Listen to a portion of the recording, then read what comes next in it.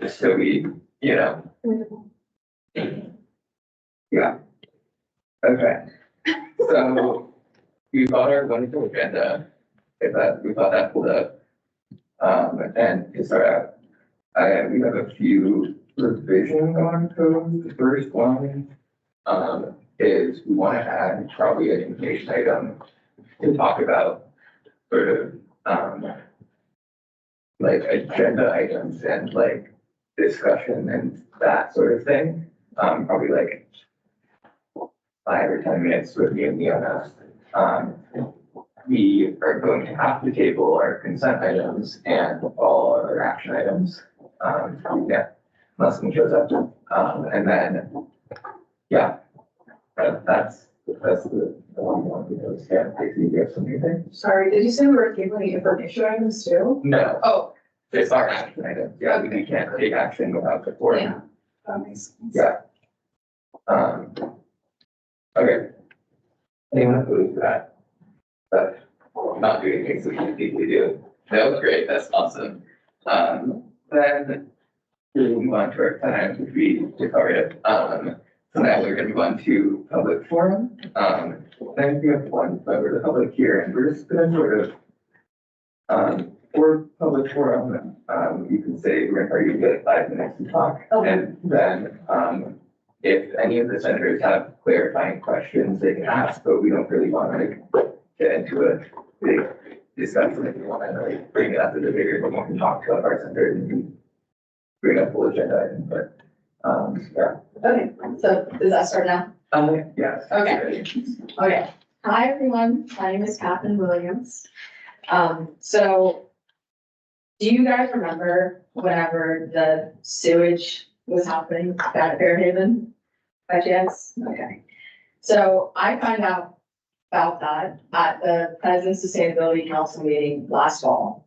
After meeting with Adam Morio and finding out about that these meetings are public, I got super interested in it. And then the Outback was mentioned as like an offhand comment, right? And then I go down to the Outback the next day and I see how horrible it is. And I'm quite new to the school and I was really shocked that an institution would let this happen.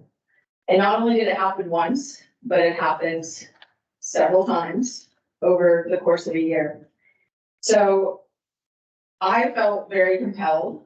I immediately start speaking with Amanda Combry and, you know, John Falver, and that just kind of gets pushed plate after plate. So eventually I talked with Becca Shen. I don't know if you guys know her, she's the chief of staff for the president's office.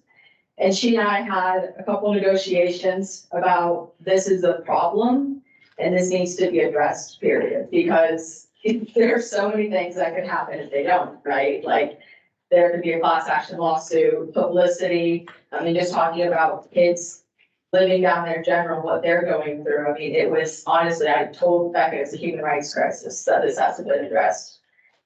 So then the first thing she asks me, right, is what do I want to see? And I said, there needs to be more communication as far as what the school is willing to address, because it seems to me very embarrassing when it seems kind of like a secret that's just kind of told off in these presidents' meetings, you know, and it just feels very disturbing that there also hasn't been any action behind the reports.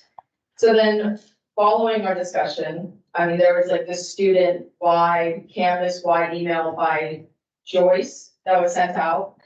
And they addressed this as like telling everyone what's going on, right? And I was really excited about this, but I knew that wasn't going to be what's going to solve it. So then come to find out, as I start talking with management, and, you know, maintenance down there at Fairhaven, they explained to me that there's actually action finally being taken. What they're doing is they're lining all the pipes, spoke with them a week ago, and they're actually going to the state right now to get funding to actually replace the infrastructure down there after years of like poor management. I mean, a year of this happening at the Outback. So I'm not saying this so that it can be a sense of accomplishment, but I say this because this is the power of influence that emails have. And that when things get talked about and there's a conversation, that alone can be enough for someone to have a discussion about it. And then once the word gets out and discussion gets out, I mean, this isn't gonna be a favorable topic by any means to anyone who's talking about this. And that itself is what put a lot of pressure on the school to actually act upon this. That alone, I didn't have to suggest anything, I was thinking of suggesting the line of pipes, but I mean, I wasn't, not maintenance, that's not my job, you know, it's just my job to be concerned as a student. So I have been slightly involved in the divestment campaign when I was also at one of these President Sustainability Council meetings, and Craig Dunn was bringing up this issue. And another comment the last maybe 10 minutes. And that was also when Liam Pratt had also gotten kind of like equally informed, because, you know, I was talking about how it's just really suspicious what was happening. Mhm. I was saying equipment. Oh, okay. So I understand kind of what's been happening, resolving the resolution and the response, which has been basically not shocking to me at all, but that this has been disregarded, nothing's gonna get done, right? And this isn't the end by any means, but I'm here just basically trying to advocate through that anecdote of why emails are very important, especially emails that go out to everyone. And I know this email that was sent by Kim was just sent to a couple people, but, I just sent you the draft that I created, very short, of just an email that I'm suggesting as far as this response that should have been given a week ago, maybe a little bit more, because I know that this response from Kim was given on the 23rd, and this action I think needs to be taken a little bit quicker, respectfully. And I know that this is just not anyone's job, but I think that this is the time now when there should be addressed that despite the response of Kim, this is gonna be moving forward. So. Yeah, thank you for your concern. I think that's a good, I'm glad you're able to bring that up. Carrie, your public comment. I'm not, but I just wanted to add a little bit of clarity on what Catherine is saying. Just talking about this. Thank you so much for coming here and sharing this information. I think we're all very aware of what's happening with the Outback, and then also divestment. Senators have already gotten an email that has the statement that the foundation released. And I can promise you that myself, I am leading the charge on creating a statement for the foundation, and I'm working with Liam Pratt, who's the Vice President for Sustainability. This conversation is happening in the executive board currently, and so we're working super hard on that.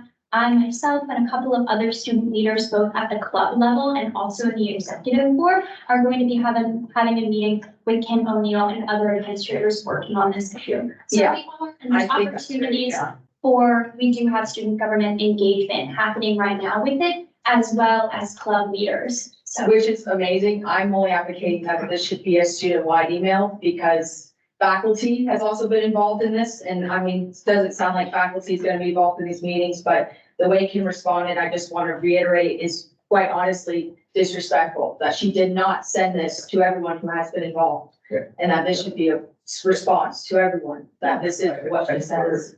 Sort of on the same page, in terms of like what communication can happen. I think it is sort of there might be a conflict between like our hopes and the amount of like work we can produce, which is like, I know I also hate how slow like everything moves. It's one of my biggest pet peeves. But I want to open it up to like the Senate, if you guys have any like clarifying questions for Kira or Catherine on this issue, and then we can pose a vote for and maybe.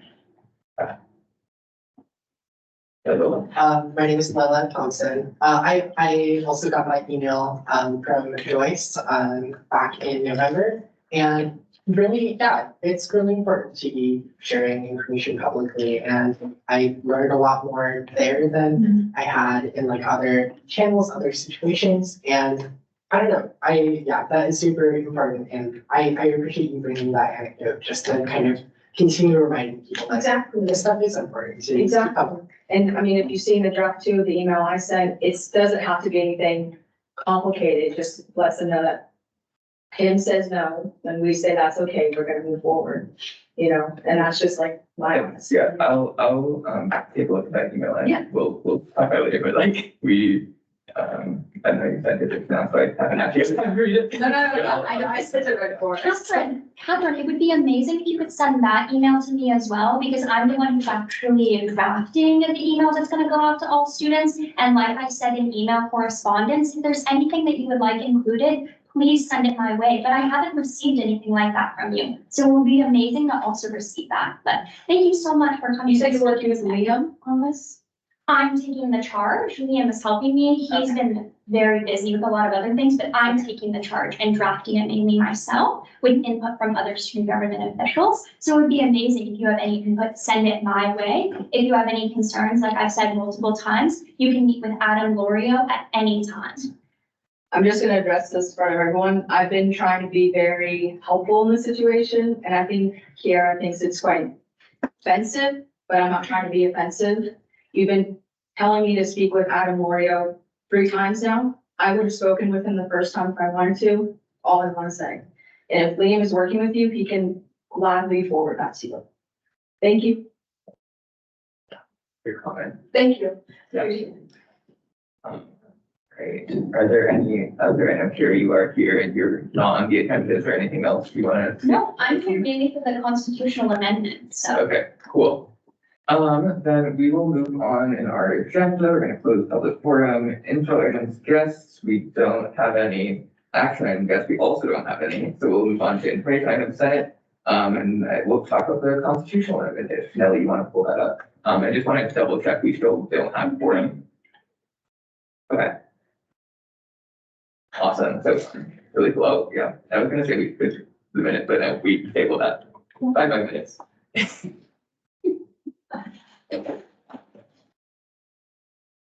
Okay, so the Constitution, if you guys remember from training, which I guess not all of you were there, so that's fine. Welcome. I guess. I also don't know if all of you were here. Is it kind of possible? Also, this is kind of boring, so like you probably forgot it if you learned about it. So we got the charter, we got that approved last week, in the Senate and the exec, and then the Constitution is like below that, and it's sort of what the students vote on to structure the AS and the AS student government. So this is proposed edits to the Constitution to be put on the general election ballot this spring. If we want to just sort of go through here, I think that there's a few, it looks like a lot of changes. A lot of it is like wording and clarity, but there are some like maybe like substantial edits. If you want to scroll down to, I think it says page 2 of 6, where we have the election code section. I skipped one, but that's fine. We're starting with this first. The election code. So this edit just talks about sort of who's managing the election code and turning it from student government to just the OCs or professionalizing elections. Like I think it's kind of weird that student gov is like involved in running its own elections. And also we like haven't even been doing that. So that's like one change in the voting article. Another change a little bit above it is add the definition of voting membership, the same as the one in the charter. So people actually know who's like allowed to vote or whatever, clarity and things like that. That's yeah. And then the other change would be in Article 3 in the governance structure is changing it from like listing Senate and exec separately to just saying ASW government. And then changing the membership of both bodies, or not both bodies, just the executive board, to remove the Senate president from having voting power and being on the exec. Just being the chair of the Senate and then having the AS president in turn also be a non-voting chair of the executive board. And I don't know if you want to talk a little bit about that or not. Yeah, I think that those are your reports. So I don't have anything to say. I just wanted to hear the conversation that happened mainly since it has to be passed through both bodies. I really mainly wanted to hear if you said there's second concerns or thoughts, but Yeah, I think it's pretty interesting. I'm not 100% sold on both chairs acting as non-voting, except in the case of ties. But I don't know, I'm still not 100% sold on that. But that's kind of my only thoughts. I think it's super exciting, and I think I gave this in the previous meeting of the executive board, that the changes to the membership, I thought that they were pretty like drastic, but they said that it's really intending what previous boards have wanted, and really the direction that we're going in, which I agree. So I think it'll be super exciting, and hopefully allow the Senate and executive board having separate membership be taken a lot more seriously and treated a lot more as equal boards, which hopefully the restructuring of membership will really help with that. So. I just had a question, about literally like barely off this, but why are we taking out AS in front of like president, for example? But that's style, that's a style. If you could not do that, we could keep the acronym in front of everything. We could not. With that, I mean, I do see that the ASWW is referenced a lot in this document, but like, is this like, if that's like the official? I don't know, it doesn't matter. No, I think like sort of stylistic things like that. Yeah. I don't think we have had a discussion about in this. No, But if you have thoughts about like clarity and like style, Yeah. you can feel free to like send me and Kira an email, send us both the email, just so we both get it. And we can like work on that. That is like my preference, but it doesn't matter. It just made me think, before Yeah. I saw that it was mentioned, like the ASWW's like government, it made me think like, oh, are we not associating students, but that's not, yeah. That was not the intention. Yeah, so, yeah. Okay. The other change is gonna be on the next page, I think. That is sort of in the middle, it's the permanent bodies page, this is like a proposal, it's not fully fleshed out yet, but the idea is that we create these like standing bodies that are sort of like professionalized, like maybe like a corollary to a state agency that like handles things and has like more sort of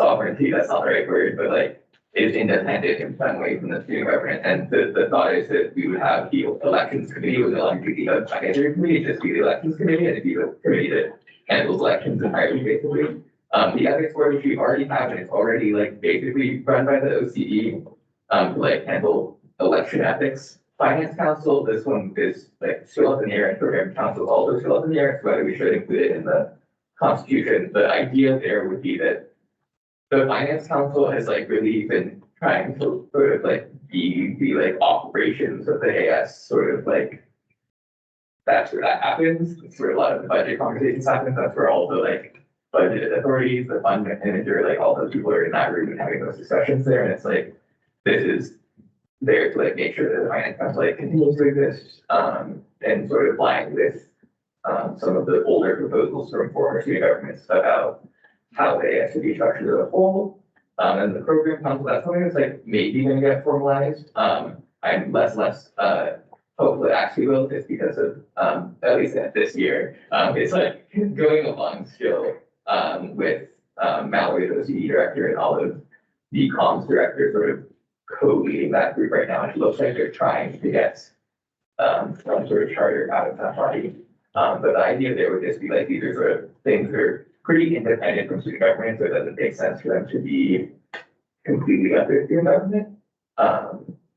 Yeah, I don't know if you guys have thoughts about governing bodies. I don't know if I could like come up with another question and just thought, but yeah, that. Will they still remain under our control? We just give them the power to make some decisions. Yeah, I think it's, like, when I put this clause with you, is like, it says the finance council would be chartered by the AS government, so just saying, like, the AS government have to have a finance council that is advising the student government on fiscal matters.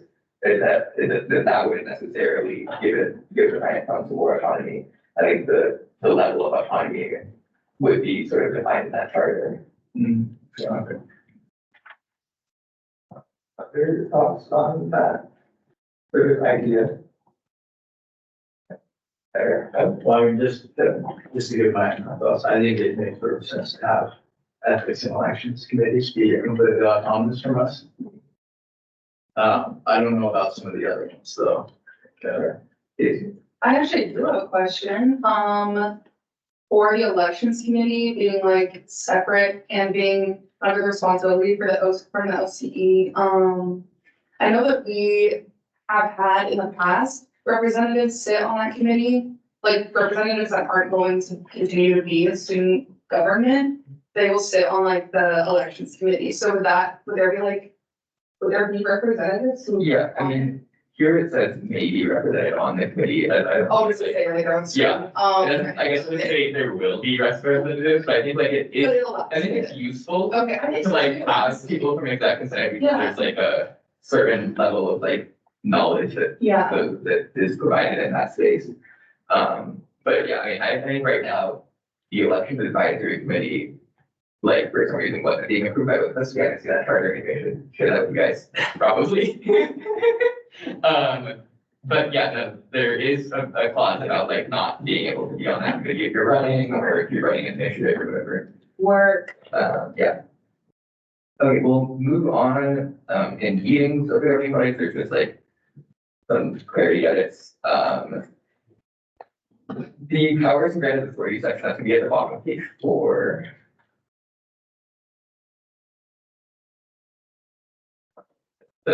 All that crossed out is just the election section being moved up. But yeah, so the powers and granted authorities, this is where probably the most like molding still may need to happen. I think it's like, if the constitution was like ratified in its current form, we'd be fine, but we could maybe make it better. I added, instead of, before it was like talk about the ASWWU, like has these rights, like have majority student members to employ people and to like administer monies, and that like didn't really make sense because we were still sort of struggling with the idea of what the hell is ASWWU even be. So going off like sort of the definition of in the charter where it's the Recognized Student Association or the sole Recognized Student Association at Western, I just put in a really short sentence about that Recognized Student Association having all the rights that it should have because of that recognition, which is maybe not expansive enough or clear enough, but that's what I have right now. If we go to the next page, this is where the actual changes are. The creation of an entire new section is called ASWWU government, and the goal of this is to make it clear that there are sort of powers that are jointly held by the executive and senate. The sort of 5 there, numbers 1 through 5, are sort of broad ideas that conform pretty much with the charter, and then number 5 and number 5 through K, A through K, those are all just copy pasted from the AS charter. This is maybe a little bit too harsh of a way to do it. Maybe we could like try to make it more specific, but I think this like works. So that's what I'm proposing. Are there any questions or thoughts about the first 2 sections, the changing of the ASWWU like part, or of the ASWWU government part? No questions, wonderful. And we'll move on. The only other change here is in the executive board section, which is section C, just a little bit further down. Changing like university governance structures relating to student services and other university government structures, changing that to like every subject area that the AS tends to like focus on. I think I forgot to add back other university government structures or something else that's like a little bit broader than just, oh, the exec board can only handle things that are specifically within these boxes, because not everything is in a box and all the boxes are fake anyway. Yeah, that's the change. I don't think that's a significant one though. And then the last big change on the very last page, page 6 at the bottom, is changed to be a bylaws section. And I guess that also has abolition in it. Just changing from a majority vote to just the consent for bylaws changes from the respective bodies, and then putting the board of trustees out that they were actually never involved, and that's like silly. And also it doesn't make sense that the charter is approved by the president, but then the constitution is approved by the trustees. No, and also a constitution is not approved by the president, just acknowledged or whatever. And then this one is the sort of important one, the abolition of the whole ASWWU and the abolition of the student government being separated. And this relates back to the idea of these as like sort of two things that are like related but sort of different. Right now, I wrote it to sort of be based off of what it says in the charter. And then use some sort of thresholds to make it a little bit harder to like completely destroy that $3 million program. With like 10 people in a voting an election. So it says if 10% of the students and at least 50%, so 10% of the students vote and at least 50% of them want to abolish the whole AS, then it would be abolished and it would be disappear at the end of the academic year. But for student government, they could abolish that if only 5% voted and at least half of them voted in favor of abolishment. Those numbers are like we could play with, but I think like something like this that is really ensures that there's a certain amount of turnout before we're, employing 120 student workers and 20 professional staff and classified staff, is sort of, I think, good to have these thresholds and like very clear with them. Well, speaking, I agree that it's super to have these thresholds and systems. I was wondering if in the future, students do organize to try to prove the AS and try and hold a vote on this. Do we have any threshold for like determining the ability to set a vote, or what is the infrastructure around? Are we the ones who administer that vote? Yeah, I think the answer to that question would be like through just the election process, the referendum administrative process. Okay. But I'm not sure if you wanted to answer that more fully or differently. Yeah, I can just tell you a little bit about the elections process. Currently, what we do is through WIN, which is the Western Involvement Network. And so you have to be an SNA fee paying member who is, so if you're taking more than 1 credit or 3 credits at Western, and so you have to be enrolled here and verify with your W number, with your student ID, and you have to log in to vote. And so that's how we verify everybody gets 1 vote. So it's a pretty secure system. It's actually like so secure. It deters students from voting because it's hard to access. And then a little bit of background too about how many students vote. It's less than 3% the past 5 years. So we haven't even reached that 5% mark yet. I don't think so. Well, I just wanted to make sure that there's that infrastructure there and that we weren't just looking to enroll kind of thing. Yeah. Cool. Yeah, I think that's all the edits to the proposed amendment to the Constitution, and in terms of the process thing, we'll probably want to, for inclusion's sake, have both the exec and Senate approve this, though technically only one body has to refer it to the students for a referendum. Yeah, any other questions, thoughts, ideas? Yes, slightly unrelated, but I'm curious as to why Western administration does not think the ASD much. Because I know we've talked about that training. Yeah, I mean, I think that it's because that's like a really big change, and like also create a lot of work for like administrators, because the AS is like a big like staple on campus and like has its hands in everything. Like for example, if the AS was abolished, what would happen to like the $300,000 we sent to the Child Development Center, for example, or yeah, things like that, or what would happen to our radio station, right? It's like disappear. What would happen to like the whole food pantry with food fund, things like that. Or would just create more work and would yeah, be a challenge administratively. Yeah, and do you have something you want to add? Yeah. So for abolishing the student government, like that numbers, so this past year, so far, we've had a head count of 15,000, a little more, it's like 50,172, if you look at the OIE numbers. But if you take 5% of that, that's 759 people, and then 51% of that 5%, if I'm understanding the proposed change correctly, is 387 people. So I think that we should consider possibly raising it because 387 people out of 15,000 is quite a bit. Yeah, no, I understand that concern, and that's why I said these numbers are not, like, this is just my first thought, based on like. I think this like abolition, that language or the 5% threshold comes from like one of our older sets of bylaws or constitutions when we were a big nonprofit. Yeah. But that's something if we can like discuss more, later, we are sort of running behind schedule here. Yeah, but I think we can move on to Ramadan resolution. Thank you here for being here.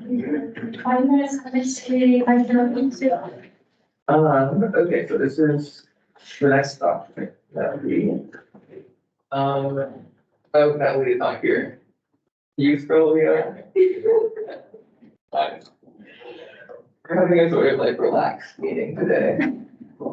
Just like vibes. Okay, so this is a resolution. I really love my resolutions. I had mentioned that our first meeting is something we should probably do again. This is a resolution that's asking faculty and staff administrators to support, Muslim students, during Ramadan. Been past, I think, 4 years now or something like that. This is very much like a rough draft or like a slight step above a rough draft. It's based, a lot of the language is the same from last year. I did some like structural changes and then you'll notice all of the citations are highlighted and that's because, I haven't added the citations to the document, so those show the same numbers from last year's resolution. I honestly don't, very sorry, but I don't think that's the biggest issue at play right now. Yeah, so this is, I could sort of read it in its entirety, but I'll maybe talk about some of the like changes or additions that I put in. I've changed the. What? 23. What was that added? What are you talking about? On the resolution, line 23. Oh, yeah, I did add that, yeah, line 23, yeah, whereas for many Muslim students, this toll, that being the toll from fasting, would be in addition to the mental and physical toll caused by the catastrophic Israeli siege on Gaza and the West Bank and East Jerusalem and Palestine. And then line 25 was adapted from, it was something about like COVID navigating in person, and so I changed it to the lingering impacts of the COVID-19 pandemic, including long COVID. Then the other addition would be line 31 and 2, where it talks about an acute rise in Islamophobia and racism in Bellingham, and that comes about with relation to sort of like journalistic malpractice at the Herald, attacking ASA, and things like that. And then I think I moved to line 36 through 38 was at like the top of the resolution for the and towards the bottom. Yeah, I think those are like the main changes. I have sent a copy to the Muslim Student Association, and I asked if they wanted to look at it, and they were like, yeah. I haven't heard back yet. I just sent it this afternoon, but really is trying to bring it as soon as possible, just so we have enough time to like consider it before Ramadan starts in, I think, during spring break or before, I don't remember the exact date. But yeah, that's sort of what I thought. Oh, sorry, one last thing. At the end, the lines 46 through 65, the resulting clauses. I added line 48 through 50 about sort of the declarative statement. We're saying that we support any Muslim students and that we're willing to help individual students receive the accommodations they need. I don't know if we're actually willing to do that, but I put it in there. This is like a proposal. And then I changed the request to be sort of in line with what we did with our operational student employee resolution, where it's like, instead of saying, the ASWWU requests, is saying it once, then listing things. And these are all the same as from last year. Yeah. I'll open it up to thoughts, questions. Daisy? I think it looks really, really good, and I think it's super important to put this out, especially, I don't know if this is just me, but I've heard so much recently about professors being not accommodating for like a variety of things, and this is definitely something where a lot of students will need accommodations for, and I think it's really powerful to have like student government backing it. Yeah, I like it a lot, good job. Did I see that? And from James or that? I was just curious if there's been a history of unconditional accommodations, not only throughout elementary. I don't know. I think that was something that I have to look at I think that might have been something that Brock had in, I could reach out to her, so you know what happened, see sort of what the rationale is there, but I think that's because we like are trying to recognize that it is like a sort of individual like impact on each student. So if you're just like, oh, we'll give, every Muslim student in my class this one accommodation, maybe that will work well for like one Muslim student, but not for another one. So I think that's sort of the rationale there. I'm glad that it's on there. Yeah. Oh, I wanted to give you kudos for line 23. I think that's very important considering the question that we went on this year. But I guess I kind of wanted to touch base. I know you mentioned that you brought down line 36 and 38. What was the reason for that? Just like, Yeah. That was, honestly, that's a great question. I thought it just like read better. That I think that was sort of, there's a certain like way that I like to write resolutions that doesn't always. I think it also was that it was might have been at the top and it was like in a paragraph instead of in its own, yeah, instead of in its own, preamble clause. Yeah. For line 52, Ramadan begins over 2023 Spraybridge, should it be 2024? Yeah. Yeah. Good one, yeah. And you can tell it was based off of last year's. Any other? Thoughts? Okay, then I will probably be, and if you have any other thoughts between now and next meeting, you can send them my way.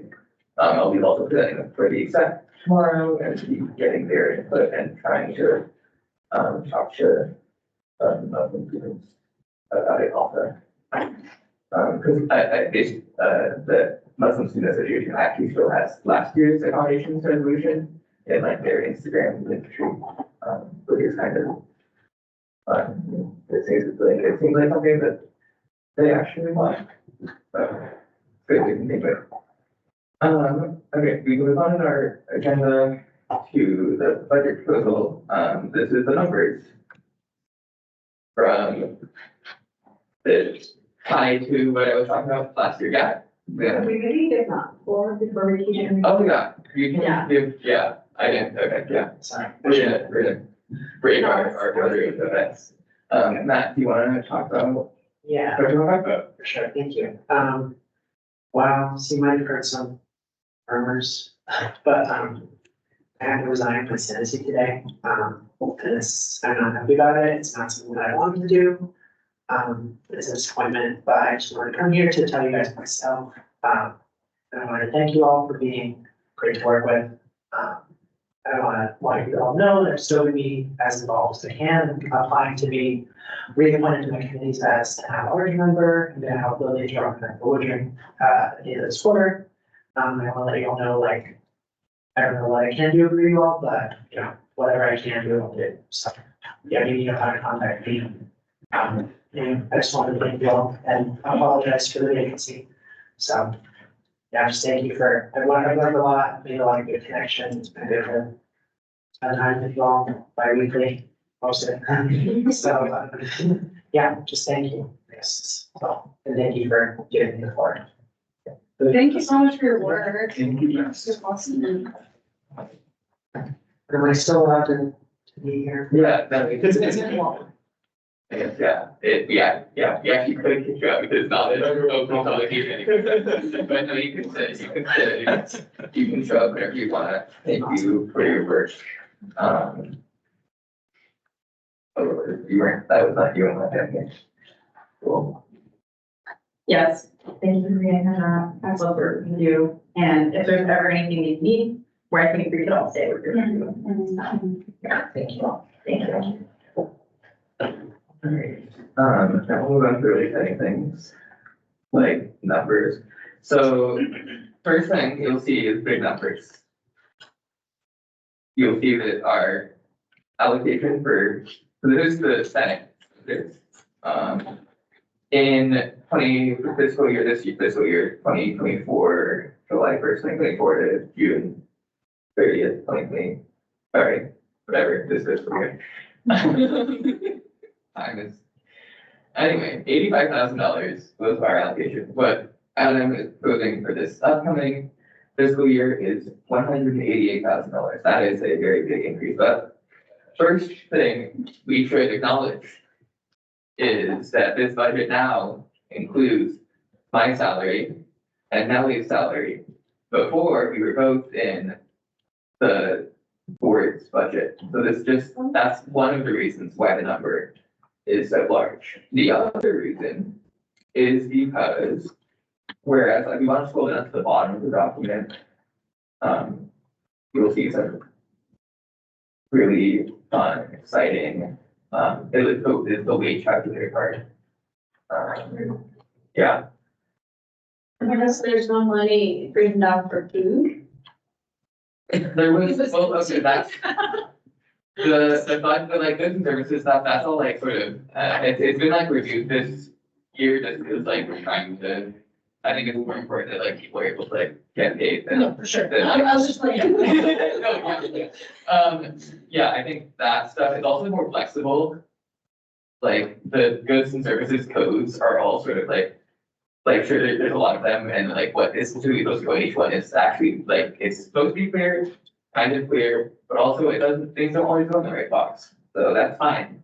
As long as we're sort of separating the two big things, with wages and goods and services. So we'll see that this wage calculator is. I'm sorry. Daisy's making faces. I'm literally just trying to read it. Okay, I'm sorry. Oh, it's small. Just like, Yeah, okay. I just get on there. You could do that. The wage calculator is split between like the rest of 2024, or first part of 2025, and then May through June of 2025. And the reason for this is because every year by state law, minimum wage increases by some percentage that the Department of Labor and Industries, or maybe the Office of, I don't know, some government people give us a number and then minimum wage increases that much, and that we actually increase all of our wages by that much at Western because it affects the whole like wage schedule thing. So that's why wages always increase. It's not because we love our employees. May increase is tied to the ordinance passed in Bellingham that will on May 1st, 2025 will increase wages by $1. And then that will also trickle down or trickle up the rest of our wage schedule. There's actually also an increase this year on May 1st, that would increase it $1 above state minimum wage. So on May 1st, 2025 will actually be $2 above state minimum wage in Bellingham. But yeah, so what you'll notice is the numbers are big, but the numbers are big because the numbers before the big numbers, the like weeks worked times hours worked times like hourly rate, all of those numbers are bigger. Not all of them. Weeks worked is like been very carefully calculated to like be what the actual weeks worked will be. Hours is still the same per job descriptions, but they're actually correct and line up with job descriptions, whereas last year they were calculating 8 hours per week.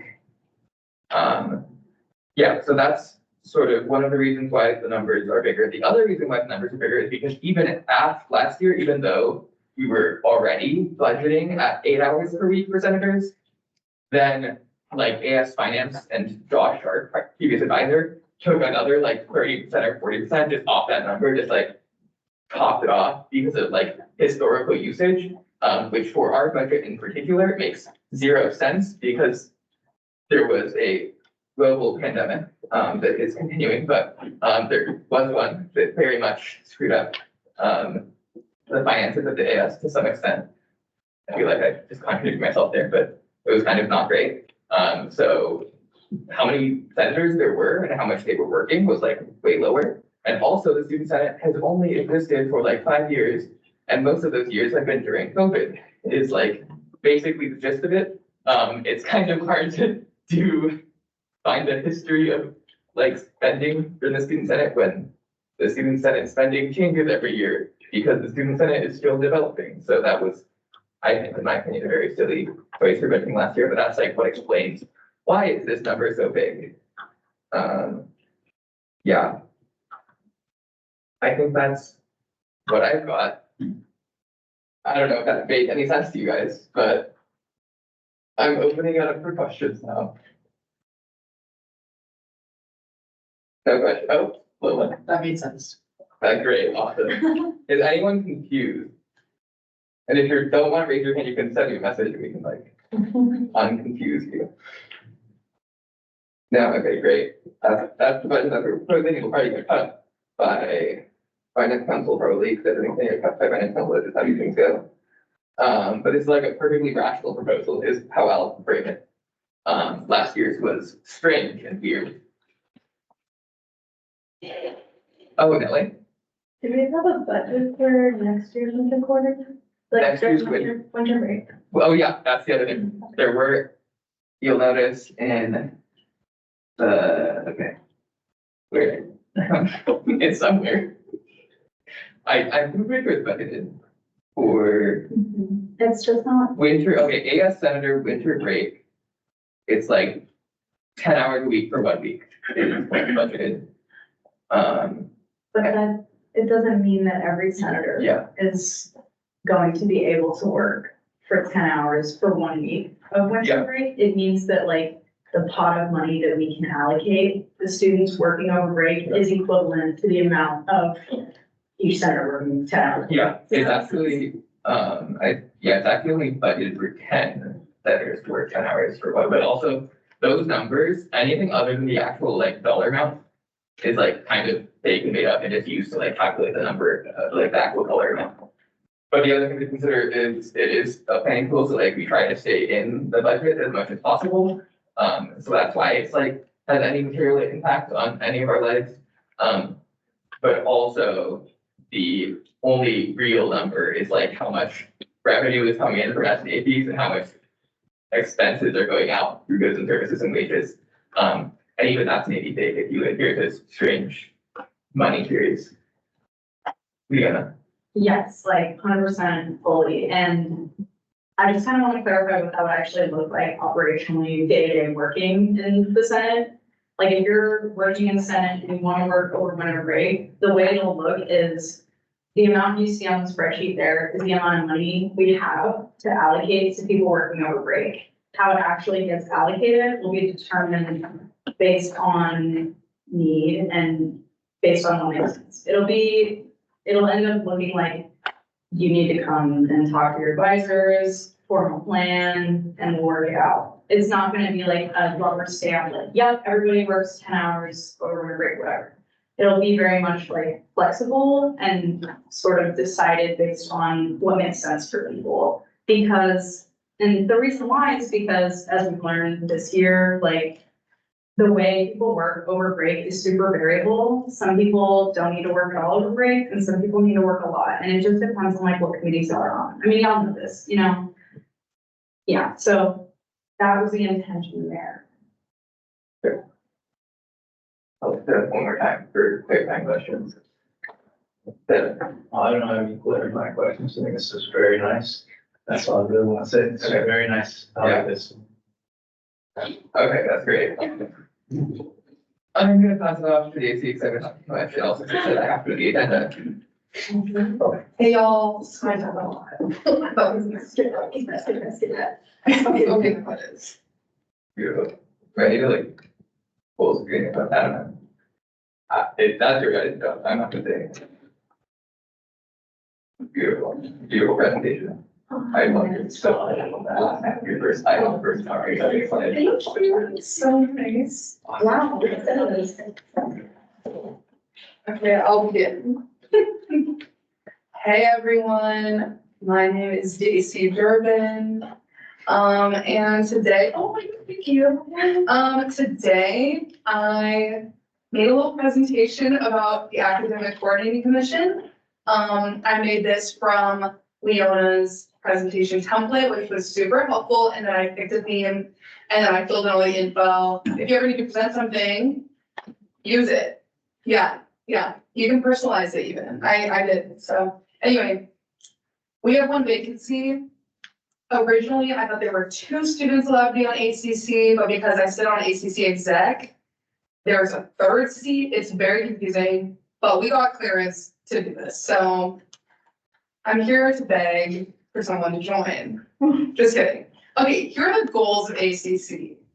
So like every single time a curriculum change happens, it has to be proposed to ACC. So that's like course descriptions, like literally like one word, prerequisites, like new departments. There's like a new ethnic studies department, which is super cool. Like when the College of the Environment got their name changed, that went through ACC. Like just a ton of stuff. It's really crazy right now because of all the modality changes that are happening. Anyway, so there's a long list of things that we things that we look at, doesn't make sense. Okay, yeah, so ACC members are charged with the oversight of all aspects of curriculum, curricular policy, and Western academic expertise.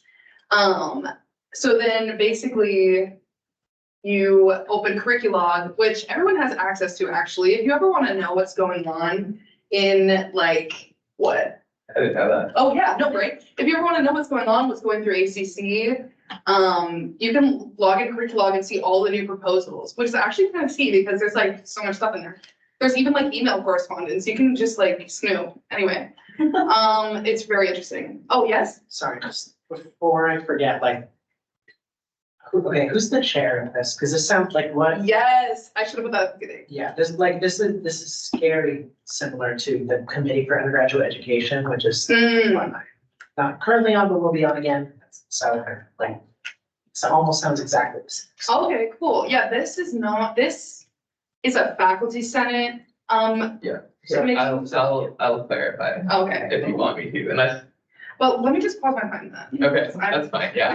So Q, the Committee on Undergraduate Education is actually a subcommittee of ACC. Oh, okay. So, yeah, and the ACC is a subcommittee of the Faculty Senate, which is the faculty chair governance body.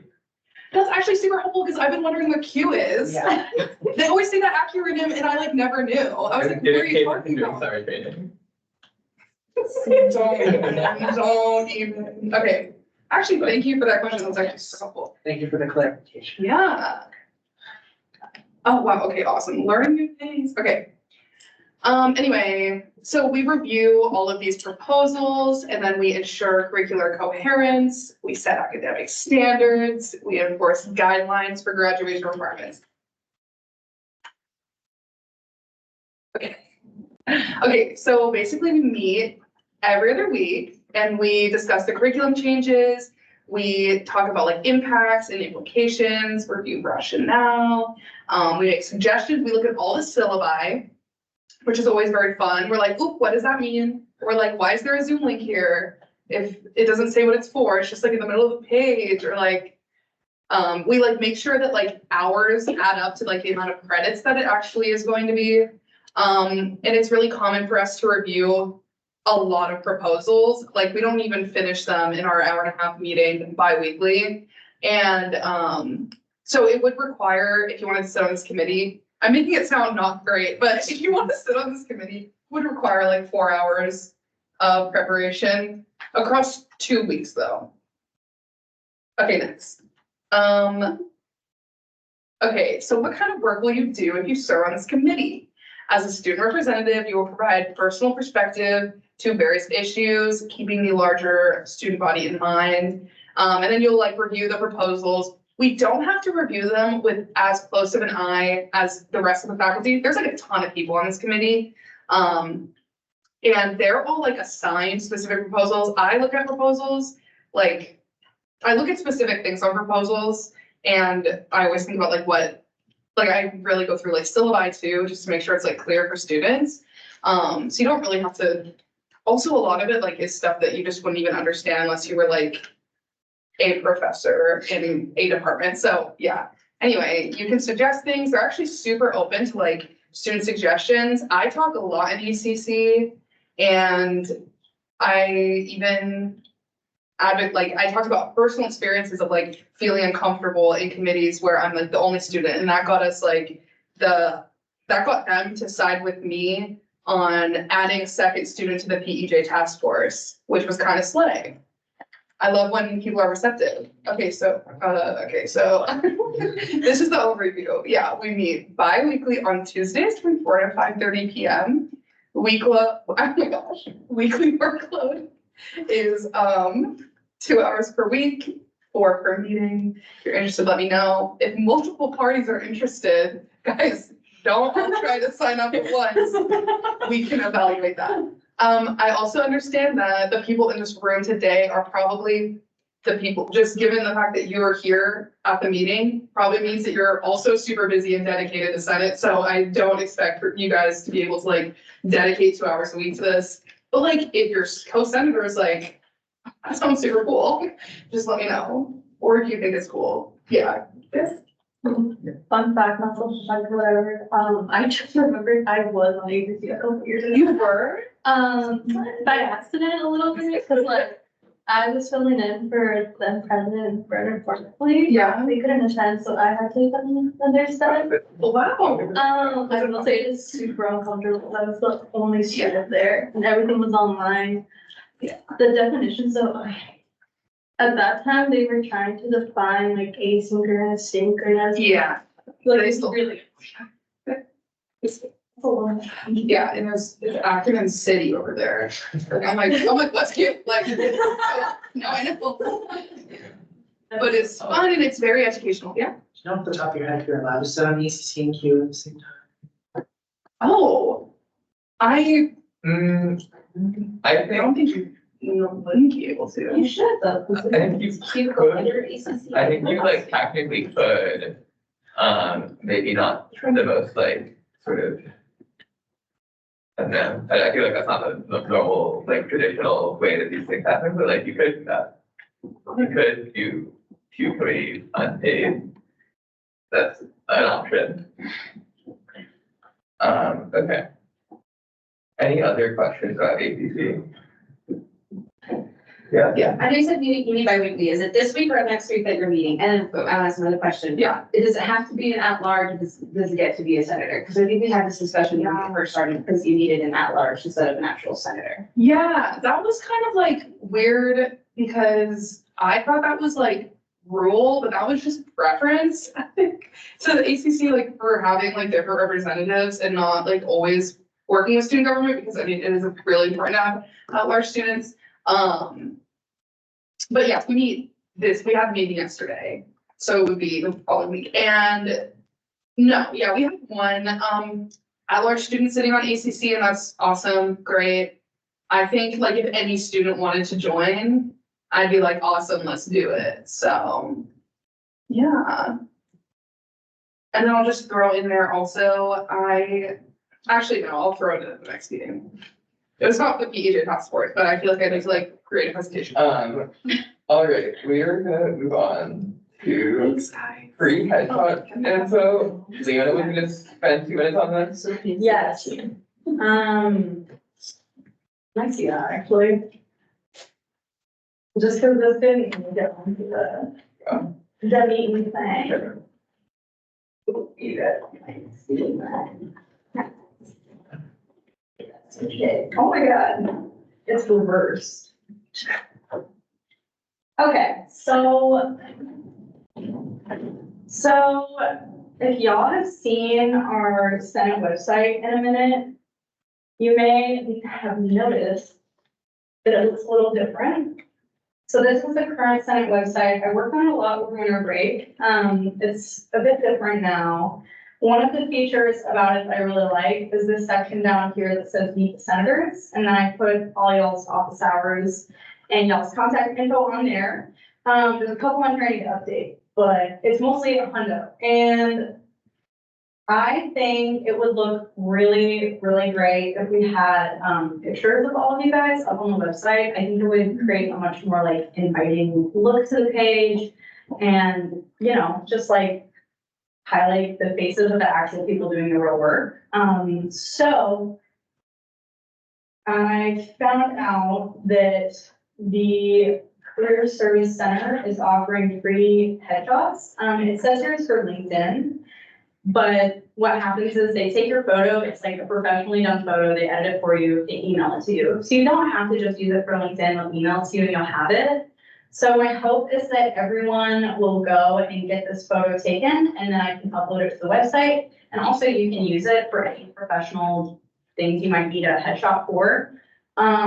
So if you want to take a picture of this or just like save it in your brain, I'll also send this out in an email in a couple days just to remind folks. And the last thing I'll say about this is that if you have any concerns about having your photo on the website for any reason, you do not have to tell me the reason, but it will help me if you let me know that you don't want your photo on the website, just because I'm gonna wait until I get everyone's photos before I deploy them.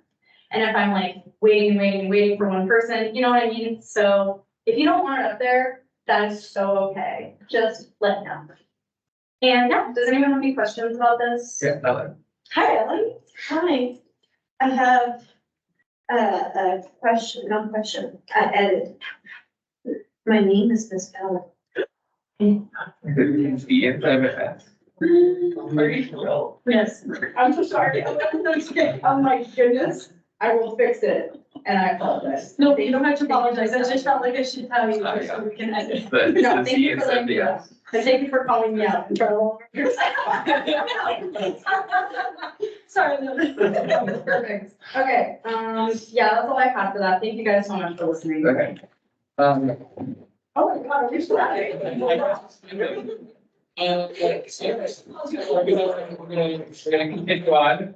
James, you wanted to follow up on the survey? On the micro survey, yes. So I brought the micro survey that I had you guys fill out in our last meeting to the Senate Library Committee along with the feedback.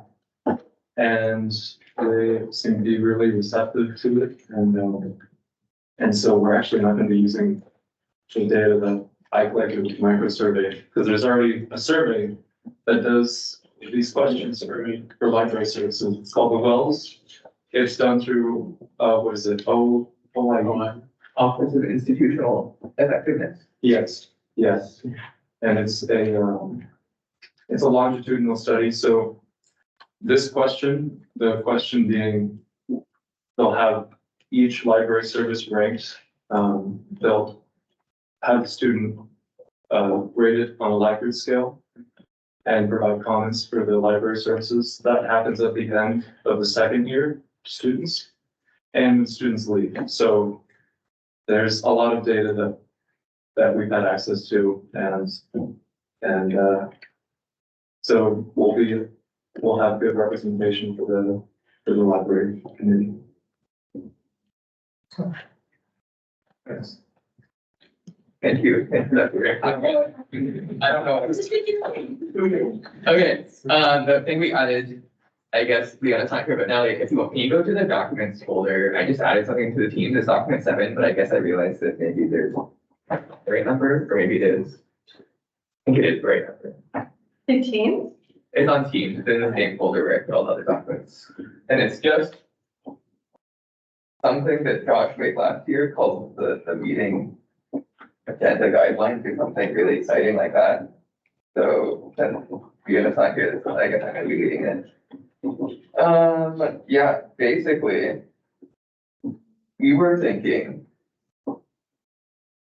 maybe we could add like a new section to the agenda called like discussion items.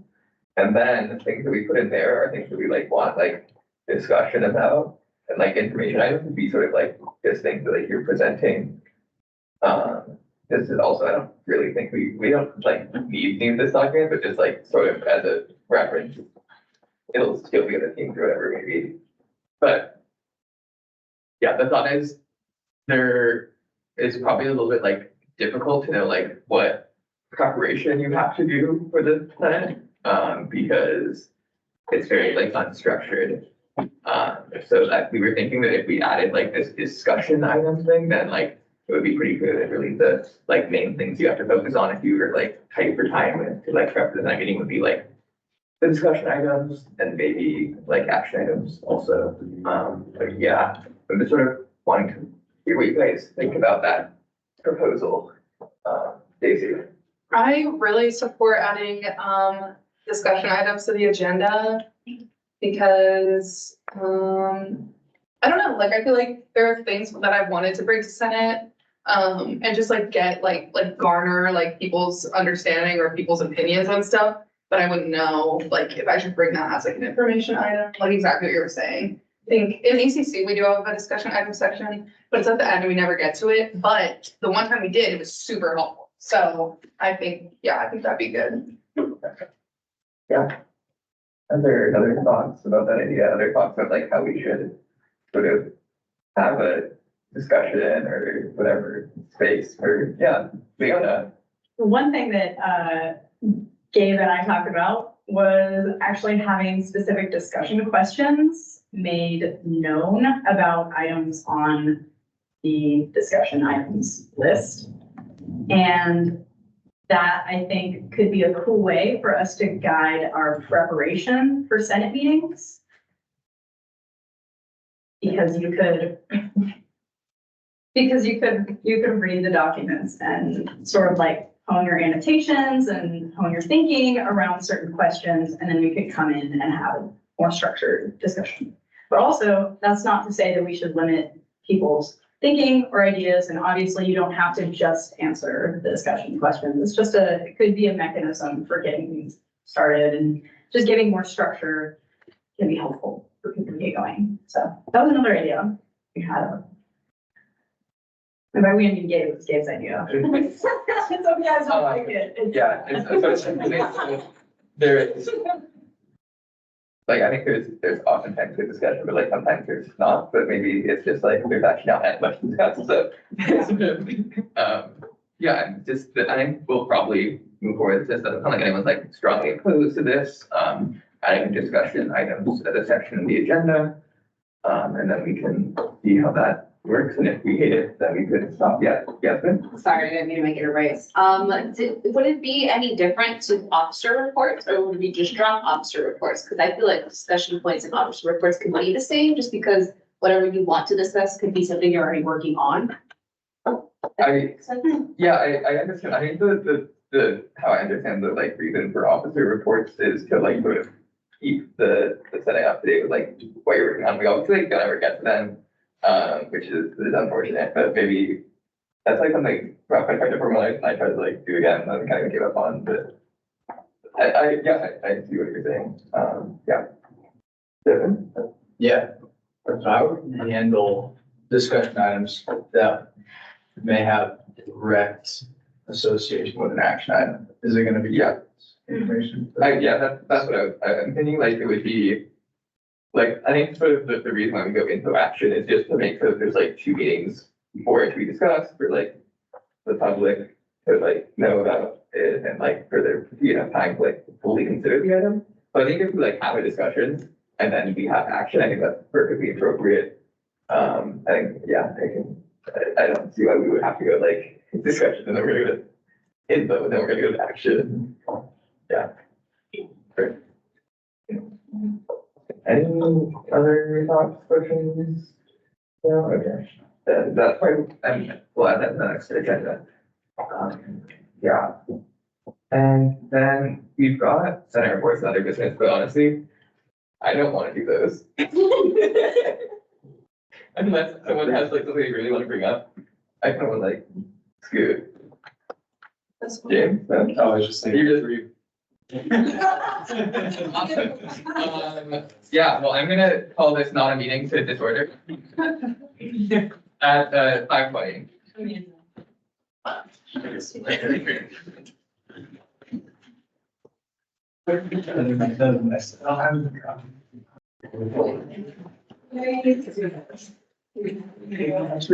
Did you know? Yeah. The underestimated. They called you.